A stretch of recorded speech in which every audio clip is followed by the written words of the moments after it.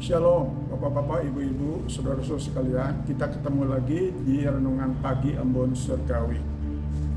Hari ini saya ambil judul Jangan Remehkan Yang Kecil. Jangan remehkan yang kecil. Sebelum membaca Alkitab dan merenungkan, mari kita minta pimpinan Roh Kudus. Kita berdoa.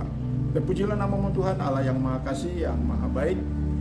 Ya, kasih dan kuasa-Mu yang tidak berubah dulu, sekarang, sampai selama-lamanya, yang akan memimpin hamba-Mu dan Bapak-bapak, Ibu-ibu, saudara sekalian yang diberi anugerah kesempatan untuk mendengar firman ini. Kiranya Tuhan memberkati, siap untuk mendengar dan juga siap untuk melakukan dengan pertolongan Roh Kudus. Dalam nama Yesus kami berdoa. Amin. Matius 25 ayat 21. Maka kata tuannya itu kepadanya, baik sekali perbuatanmu itu, hai hambaku yang baik dan setia. Engkau telah setia dalam perkara kecil, aku akan memberikan kepadamu tanggung jawab dalam perkara yang besar. Masuklah dan turutlah dalam kebahagiaan Tuhanmu. Demikianlah firman Tuhan, bahwa kita jangan meremehkan yang kecil. Kalau kita setia dari yang kecil, maka Tuhan menjanjikan perkara yang besar. Janji ini kita harus pegang, karena janji firman itu adalah setia, murni, pasti, abadi, teruji dan terpenuhi serta digenapi. Jadi kita pegang ayat-ayat ini, janji ini, dan kita perlu setia dari yang kecil. Kita ingat akan Daud diremehkan oleh Goliat yang begitu besar, sehingga Daud merasa itu kecil. Tetapi ternyata yang kecil itu kalau bersandar kepada Tuhan menjadi besar kuasanya menghadapinya, sehingga Goliat yang besar dapat dikalahkan.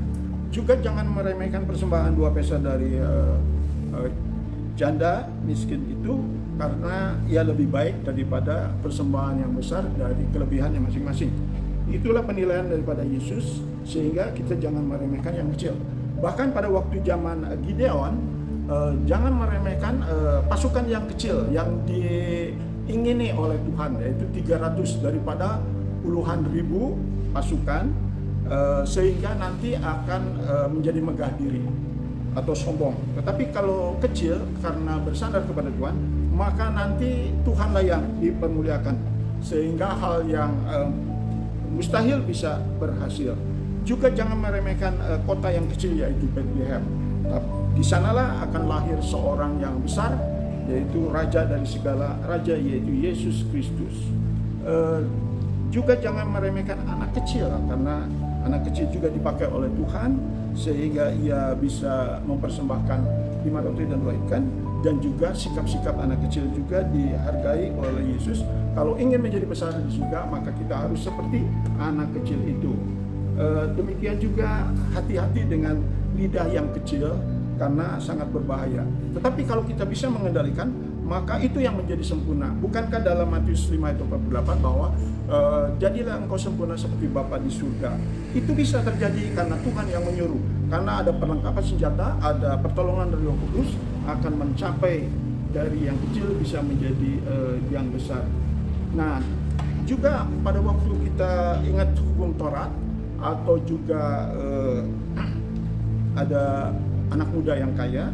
Kalau hukum Taurat ada 10, walaupun yang besar 9, kalau satu meleset, yang kecil jangan diremehkan, sehingga semuanya akan sia-sia. Demikian juga anak muda yang kaya sudah melakukan 9, satu gagal, maka juga sia-sia atau 0, karena ia cinta akan uang. Nah, itulah yang saya bisa sampaikan. Marilah kita jangan meremehkan hal yang kecil, supaya kita bisa menikmati yang besar. Inilah lagu yang dapat mengingatkan kita.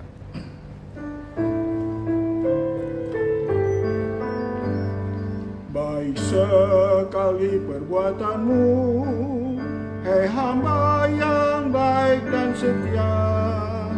Setia dalam perkara yang kecil sekalipun, ku akan memberikan padamu perkara yang besar.